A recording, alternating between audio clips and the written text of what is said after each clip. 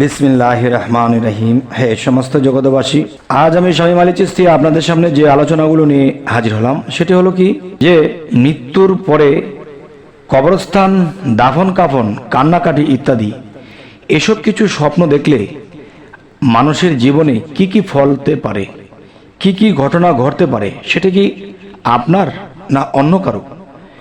তাহলে এই স্বপ্নের ব্যাখ্যাগুলো আমরা যদি বুঝে চলতে পারি তাহলে সামনে পিছে মধ্যে আমরা অনেক কিছুতেই বিপদ হতে মুক্ত থাকতে পারি।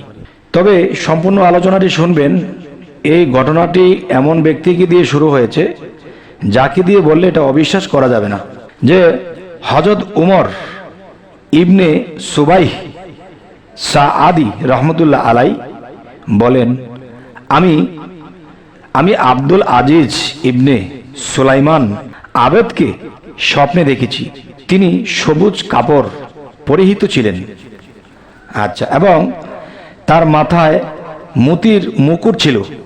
আমি জিজ্ঞেস করলাম, হে আবু মুহাম্মদ, মৃত্যুর পরের অবস্থান কেমন ছিল এবং মৃত্যুর স্বাদ বা কেমন পেয়েছেন, আর ওখানকার অবস্থায় বা কেমন দেখলেন? তিনি বললেন, মৃত্যুর কষ্ট আর কঠিন যন্ত্রণা ও আযাবের কথা জিজ্ঞেস করো না, তবে আল্লাহ তাআলার রহমত আমার সমস্ত দোষ ত্রুটি ঢেকে নিয়েছেন। সুবহানাল্লাহ। আর এ ফজিলত শুধু মাত্র তার অনুগ্রহেই লাভ করেছি। তো এবার আসবো। উস্তাদ আবু সাআদ রহমতুল্লাহ আলাইহি বললেন, স্বপ্নে মৃত্যু দেখা কোনো বড় ধরনের কাজে লজ্জা বোঝায়। আপনি যদি কখনো স্বপ্নে দেখেন যে আপনি মৃত্যুবরণ করেছেন, তাহলে এই স্বপ্নের ব্যাখ্যাটি কি হবে? এটির ব্যাখ্যা হবে, আপনি সমাজে, ফ্যামিলিতে, দেশে আপনি এমন কিছু লজ্জিত বিষয় হয়ে দাঁড়াবে, তখন আপনার নিজের কাছে মনে হবে যে আমি মরে গেলেই ভালো হতো। তো মানুষের যখন মৃত্যুর বার্তা আসে তখন কিন্তু এভাবে সরাসরি আসে না, তা অন্যভাবে বোঝানো হয়। তাই বলবো, যদি কেউ দেখে যে সে মারা গেছে আবার জীবিত হয়েছে, তবে সে কোনো বড় ধরনের পাপ করবে এবং পরে আবার তওবা করবে, যেহেতু আল্লাহ তাআলা এর সাথ করেছেন, এর সাথ ফরমিয়েছেন। কাফেররা বলবে, হে প্রভু, তুমি আমাদের কি দুবার মৃত্যু দান করেছ, আবার দুবার জীবিত করেছ। আমরা আমাদের অন্যায় অপরাধ স্বীকার করে নিয়েছি। সূরা মুমিন আয়াত 11। তো এবার আসবো, যদি দেখে কোনো ব্যক্তি স্বপ্নে যে রোগ ব্যাধি বা মৃত্যুর কোনো আলামত প্রকাশ ছাড়াই সে মৃত্যুবরণ করেছে, তবে তার হায়াত দীর্ঘ হবে। তো এবার আসবো, যদি দেখে কেউ স্বপ্নে এরকম কিছু যে সে মৃত্যুবরণ করবে না, তবে তার মৃত্যু ঘটিয়ে যাবে।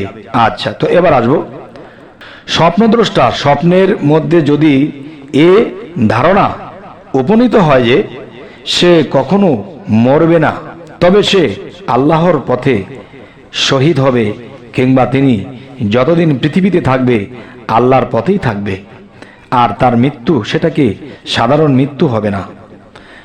তো এবার আসি, যদি কেউ স্বপ্নে দেখে যে সে মারা গেছে এবং তার মৃত্যুর কারণে কান্নাকাটি, দাফন কাফন এবং লোকজন জমা হয়েছে, তবে তার দুনিয়া নিরাপদ থাকবে, কিন্তু আখিরাত ক্ষতিগ্রস্ত হবে।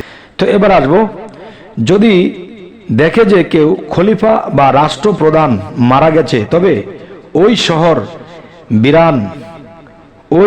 বিরান বা ধ্বংস হবে, আর শহর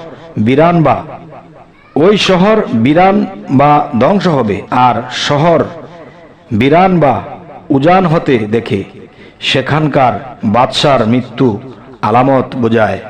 তো এবার আসি, যদি কোনো ব্যক্তি অপরিচিত মৃত ব্যক্তিকে পুনরায় মৃত্যুবরণ করতে দেখে এবং লোকেরা তার মৃত্যুতে কান্নাকাটি করছে, কিন্তু সেখানে কোনো চিল্লাচিল্লি বা বিলাপ করে নাই, তবে তার বংশের কেউ শাদী করবে, আর এ কান্নাকাটি তাদের পরস্পরের মধ্যে আনন্দের লক্ষণ। আচ্ছা, তো এবার আসবো, কেউ যদি মৃত লাশ পেতে দেখে তবে সে দুনিয়ার সম্পদ লাভ করবে। কেননা হাদিস শরীফে দুনিয়াকে লাশের সাথে তুলনা করা হয়েছে যে এই পৃথিবী একটা মাটি, এই মাটি যেরকম কাউকে মারতে পারে না, কাউকে প্রতি উত্তর করে না, ঠিক এই পৃথিবীতে সে সম্পদশালী হবে, কিন্তু এই সম্পদ যদি সে মাটির মতোই যদি না হয়, মনে করে, তাহলে দুনিয়া তাকে গ্রাস করবে। তো এবার আসি, যদি কোনো হারানো ব্যক্তি মৃত্যুর সংবাদ পৌঁছতে দেখে তবে তার দিন ধর্ম নষ্ট বা বরবাদ হবে এবং দুনিয়ার উন্নতির খবর পৌঁছাবে। আচ্ছা, তো এবার আসবো, যদি কোনো ব্যক্তি স্বপ্নে দেখে যে তার ছেলে মারা গেছে তবে সে তার দুশ্মন হতে মুখ ফিরাবে। আচ্ছা, তো এবার আসবো, যদি কেউ দেখে স্বপ্নে যে তার মেয়ে মারা গেছে তবে সে আনন্দ ও সুখ স্বাচ্ছন্দ্য হতে নিরাশ হয়ে পড়বে।